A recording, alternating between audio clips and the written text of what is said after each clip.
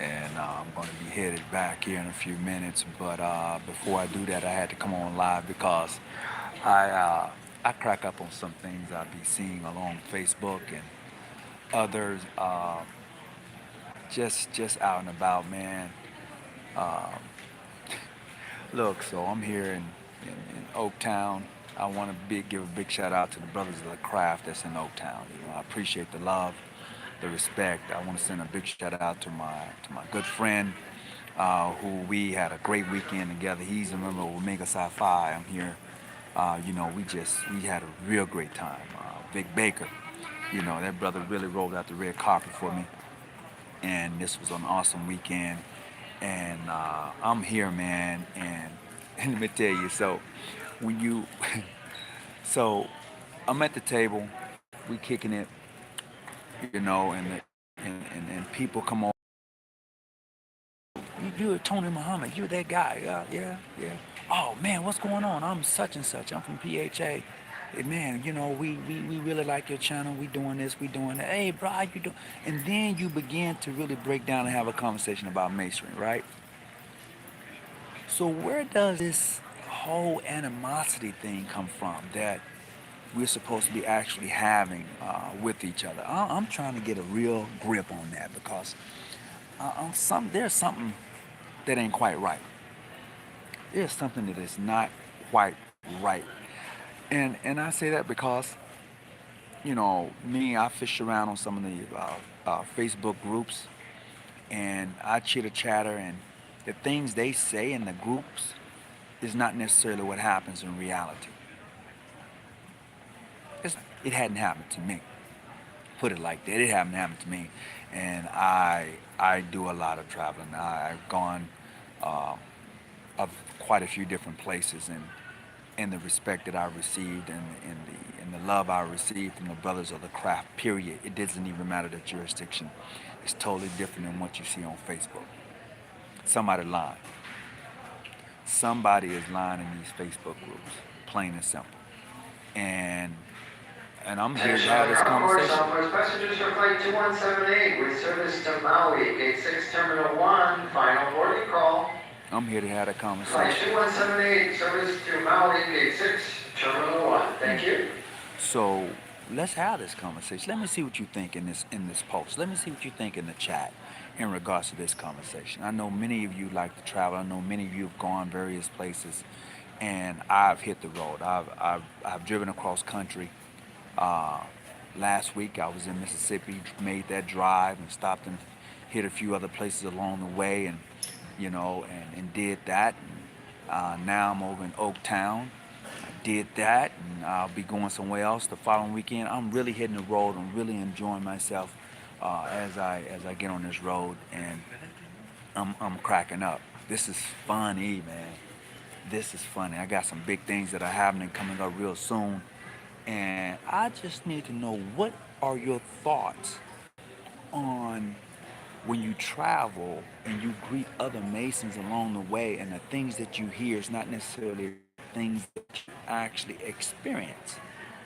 I'd like to hear from you, because uh, it's mind boggling.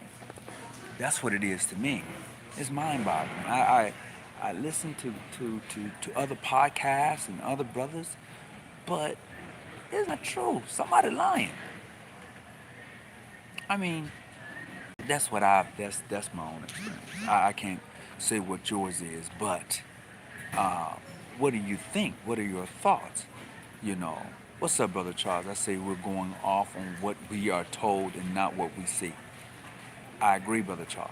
I agree. I think that brothers who actually venture outside of their own jurisdictions see masonry totally different from those who have never gone no further than 20 miles radius in their own community. If you have never left the country, if you have never left your state, if you have never been no farther than your community as a Freemason, you're missing out on Freemason. You're missing it. If you've never been in the military as a Mason, it's different. I've met some military brothers, of the craft, and their experience in the military being a Mason versus their experience being inland is totally different. It is totally different. And this is that conversation today. This is the name of the topic today is the traveler. The traveler. You know, what does that mean to you? What does it mean to travel in foreign countries? What is foreign countries? Well, I define foreign countries in two respects. First, I define foreign countries actually going to someone else's country or territories. And that can be easily submitted by looking at various jurisdictions. You know, a foreign lodge of some sort, whether it be here in the United States or whether it be in another country, a foreign country. So when I see that and when I grab hold of that, man, I'm like, come on, people, we can do better than this. We need to wake up. We need to understand when you are of a different caliber of Mason, it's a different song being sung. It's just different, you know, when you are a different caliber Mason. Greetings, brother, from Most Wishful United Grand Lodge, Ancient Free and Accepting Mason, Louisiana. What's going on, brother Davenport? Appreciate you tagging in. Today, our discussion is called Simpler, the Traveler. And we're talking about when you actually do some Masonic traveling, what does that look like? What does that actually look like when you do some actual Masonic traveling beyond your own jurisdiction? And that's this conversation, you know? And that's what's up, brother White. How you doing? That's what I'm talking about. I used to be one who was heavy into the debating part. Yeah, we're going to debate who's regular, who's irregular. We're going to debate the clandestine. I used to be that guy. I ain't lying. I'm talking about maybe 5 years ago. Well, you know, 5 years ago, really. I Paging was that guy. passenger, Lloyd Newton. Once again, we are paging passenger, Lloyd Newton, for the Honolulu flight 2405 here at gate number 4. Thank you. I was that guy, you know, and I should have known better. I should have actually known better than to fall into and to be hook-winked by so-called regular or legitimate Masons in regards to the standards and protocol of Freemasonry. I should have known better. St. Luke, number 217. Greetings, ancient and accepted Scottish Rite Freemason. How you doing there? Brother Charles, as a Mason, a Freemason, I don't care what jurisdiction you should know this. Your obligation does not speak of titles. It does not block you by titles, but only if you deem one unworthy. Brother Charles, see, this is the difference between those who read and understand than those who follow. There's truly a difference. Man, it's such a big difference. You know, I just need to sometimes come on and really have this open conversation. Uh, as you know, I've invited various brothers of the to actually come on and have these type of conversations, but none of them really accept it. They talk a good game, but nobody really accept the challenge of having a real conversation, a real dialogue. Nobody. And you know, that is surprising to me. With all of the scholars, with all of those who've written books, with all of those this knowledge and understanding of Freemasons, when given the opportunity to really come on and have that conversation, they all back down. They all do. And this is and this is where I come in and say, you know, hey, it is, you know, you can do this or you don't have to do this.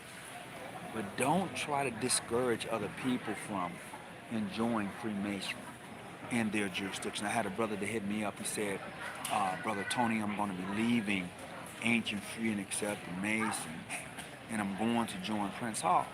I told him, go ahead, do it. Do it. You know, bruh, do it. If that's where you feel you need to be, and you're going to enjoy Freemasonry from that perspective, do it. I do not tell a brother don't leave his jurisdiction. I don't try to convince him one way or the other, but I encourage him to understand that just because something is happening over here and you finna skip because you don't get your way or something just doesn't flow, You finna bust a move, trust me, you're gonna have issues there too. You're gonna have issues wherever you go in these fraternal jurisdictions. It's just what it is. So you need to best, in my opinion, be able to sort through and to get your jurisdiction on a better track.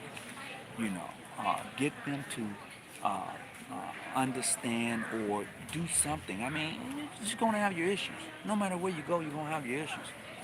You know, Charles cracking up. But I can't be speaking about nothing like that in the NA.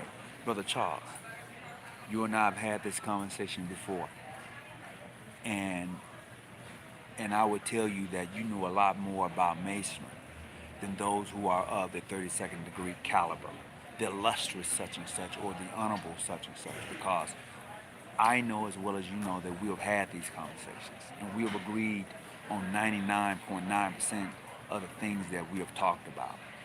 So, so you as a brother Nate, in your jurisdiction where you're at, you're going to have to go through this process to get where you need to be in order to make the change. Plain and simple. That's what I'm telling you. And to my other brother who even hit me up saying that he was going to leave the ancient free, his jurisdiction, by all means, if you feel that you're going to be in a better situation, Masonically speaking, I don't deny any brother to make that transfer. If you're going to leave PHA and go to another Masonic jurisdiction, do it. If you feel that you're going to, if it's going to benefit you Masonically, if it's going to help you along the way, do it. That's how I feel. I don't hold a brother back. I don't tear another brother down. If he want to make that transition, he makes that transition. He does that. He moves forward and makes that transition in his life to enjoy the craft. You know, no one should be held back. Greetings. How you doing, my brother? Brother D, how you doing? No brother should be held back. No sister should be held back. You know, if you feel you're not getting the education in your lodge or your chapter, and you feel that another jurisdiction is going to offer you more as far as that is concerned, check them out. They may or may not. Check them out. And I'll tell you another thing. You may want to implement an educational program in your jurisdiction. You might be the one to do that. If your Grand Lodge or your Grand Chapter or your lodge does not have a place for educational purposes, and you may be the one that may have to create that program.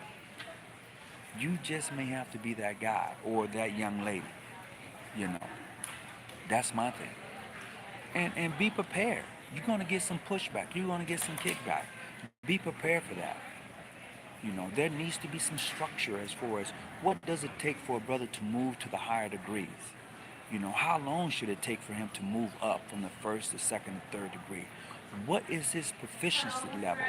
What is he supposed to be doing? You know, so hold on. I think I'm gonna be ready to be loading here up in a minute. But yeah, why do you use the word jurisdiction yet the response to some Grand Lodges named in the Philippines are under? Okay, I use the word jurisdiction because Grand Lodges are set up by jurisdictions. Let's say, I'm going to use my own, John G. Jones Grand Lodge of California. Well, the Grand Lodge is only over the lodges that it charters. The Grand Lodge is only over the lodges that it charters. So although there may be a Prince Hall Grand Lodge of California here in the state, although there may be an International Modern Free, they're only over the lodges that they charter. And those lodges belong to that jurisdiction. So I use the word jurisdiction a lot. Because every Grand Lodge is a state Grand Lodge because they hold lodges in that state. You know, Prince Hall Grand Lodge of State for California. You know, California State Grand Lodge. International Grand Lodge of California. Modern Free Grand Lodge of California. PHO Grand Lodge of California. All Grand Lodges are state Grand Lodges, but they're only over the lodges that come up under it, which it charters. So it's a jurisdiction. That's that's my understanding. That's what I got. Now, if you got something else you need to show me, or can break it down to me a lot better, brother Fred, I'm open to it. Why do you use okay? Yet the response are Grand Lodge's name. The Philippines are under the jurisdiction of PHA. See? But it's the Grand Lodge of PHA Philippines jurisdiction, the Philippines, right? So I use there is a difference. Well, that's my difference that I have. Why? When it comes to a worthy brother, my cable tow has no end. Absolutely. I agree to that. When it comes to a worthy brother, absolutely. But how many do you find worthy is up to you. How do you break that down? How do you see that? You know? And I often say that a lot until I found him with that's my saying to myself when I'm uh, traveling and I meet a brother, as I've done this week. It's a beautiful thing. Man, it's a beautiful thing to sit and to break bread. To me, when you do that, that is the bond of Freemasonry. Sitting in a lodge is cool, but I'm talking about a real bond where you exchange tangible information, where you really break down the philosophies and you talk about the degree work and how it's done. Yeah, that's the beauty. That's the beauty of it all. But sometimes most of us don't want to. Most of us don't want to do that. You know, most of us want to break it down and say various things about other people, but until you get there, you won't know. That's why it's important to go outside of your norm. Most of us stay inside the norm. You never go anywhere else. And it is my hope and my encouragement that you do. You do go outside the norm. You do something different than what you've always seen where you're at. That's the best thing you can actually do. You know, that is the best thing because we all find ourselves when we travel and we meet brothers from various jurisdictions. We do. I think the craft masonry art is good, but why the separation amongst regular or not, etc. That is confusing. It's not confusing anymore to me, bro. Calvin, it's not confusing to me anymore. Um, when you mature in Freemasonry, you find that the separation that you hear about, that's political. Okay. The separation that you discuss, the separation that you have, the conversation that you talk about, that's all political. And until you begin to really have a sit down with various grand masters, it's going to be that way. And most grand masters like it like that. Hear me clearly. Most grand masters like it and enjoy it that way because if they didn't, they would actually begin to take a look at Freemason from a whole nother perspective. But since it's like that, they don't deviate. They don't come in with new ideas to help benefit their jurisdiction, their Grand Lodge, the lodges that they charter. They don't come in with anything new. So if you have nothing new, you just keep on doing the same thing over and over again. Most jurisdictions do that. Most Grand Lodges do that. They follow the same protocol over and over again without introducing anything new to the craft. And this is what you get. One grandmaster goes out, another one comes in, he stays strictly to this because that's all they know. They don't change up anything, they don't add anything. This is all they know. So if that's all you know, that's all you're gonna get. You know? That's where that's at. That's exactly where that's at. So this is what we have. And see, I think that okay, okay. It is my hope that one day that those who call themselves Grand Master and have been elected by the craft, or who call themselves Grand Matrons and who have been elected by the sisterhood, would tend to introduce something different to the sisters, to the brothers. But if they don't introduce anything different, you stay the same. And I can only, I'm going to speak on behalf of my jurisdiction. We have introduced different things into the jurisdiction. You may say, well, what is that, brother? What have you introduced differently to the jurisdiction? Well, our opening ceremonies, we changed it up. It is not, you can go pick up any Masonic ritual you want to. The way we open in the beginning, you will not find. So that's something different. That's a change up. That is something to keep the interest of the membership. Uh, so when they go travel, they will get a different perspective on the opening ceremonies for the brothers of the craft. And that keeps them drawn in and saying, okay, I like the way you're opening, but that's standard opening. We do it a little bit different. So in introducing some things like that, that brings in a different feel for your members. And then if a brother is capable of really comprehending the craft, you don't hold him down. If a sister is capable of comprehending the order, you don't hold her down. And then when you find an individual in your chapter or in your lodge that's pissed off at the person who's capable of proceeding and doing great things, you don't hold them down. You give them the damn baton and tell them to run. If you got a sister in the Order of the Eastern Star. Spirit Flight 743, research to San Diego. I would like to welcome our pre-boarding passenger. Those passengers from your living room on the Jeopardy, guests with disabilities, active military, career service, and many family with children on the age of 2 are now welcome aboard.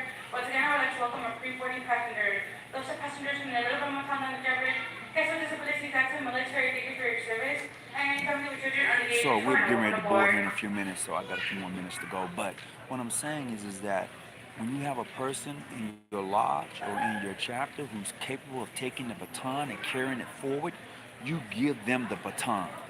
Don't hate on them. Don't hold them down because you haven't yet reached there. You've been missing meetings. You've been missing lodge meetings and chapter meetings. And this young whippersnapper comes along and snaps up the knowledge and understands and able to give a lecture. Now you mad? You want to hold them back because you haven't been there? Nah. Give them the damn baton. Let them take this chapter, this lodge to the next level. Let them do it. Support them. And if you see that they're getting off track, pull them back in a little bit. Say, hey, let me help you a little bit. And then if you meet with resistance and they don't want your help, hell, tell them to go ahead. And then when they fall down, you just be there to pick them up. You know. So, oh my goodness. Oh, my grand matron is online with me again. I better make sure I'm saying some correct stuff. Oh, that's some for real. Yeah, grand matron, I'm traveling again. Yep. And I will be seeing you this week coming up. So you and I can sit down and have a conversation. You know what, I'm going to tell you the truth. I hate going to see my grand matron. I ain't going to even lie because, boy, she would chew you out. But I love her to death because the knowledge that she gives you is unprecedented. I mean, she really, I just give her the shout out because we're cut from the same cloth. We are. And I would tell you, my grand matron, she's a stickler for doing things the right way. Man, I have to kind of talk to her and say, grand matron, we need to add something new. No, we're not. No, we're not. This is how we do it. And every now and then she'll throw something at me. She'll say, okay, we're gonna do it this way. It's shocking though. I ain't gonna lie, it's shocking. She'll be like, yeah, I'll be like, oh my God, can't we really? But that's the beauty of it all. And my grand matron, boy, you talking about let's go travel, let's go visit, let's go somewhere, it's on. It's a wrap. It's a wrap. And it should be that way for the sisters of the order. You should be willing to go out and to see and to travel, just as the brothers do, And I commend a lot of the sisters of the Order of the Eastern Star. They don't really get involved with the bickering going back and forth. They don't do that. The brothers, we're a little different, We do that thing. But in reality, it's not really that way. It is not really that way. I would like to welcome In anybody at reality, zone number 2. Anybody at zone number 2 is now open aboard. Once again, if you're already zone 2 to port, no more than one item, please consolidate. will be considered carry-on. Thank you. Oh, So if I'm you have in a zone purse, two. please Look, put it inside your I'm other gonna have to go. backpack or whatever item you have. It's time for me to cut out. But look, I appreciate you coming on today. Remember, travel light and stay out the bushes. Keep the light on. Until next time, peace and be well. Oh, by the way, hit the like button. Hit the thumbs up button. I'm out.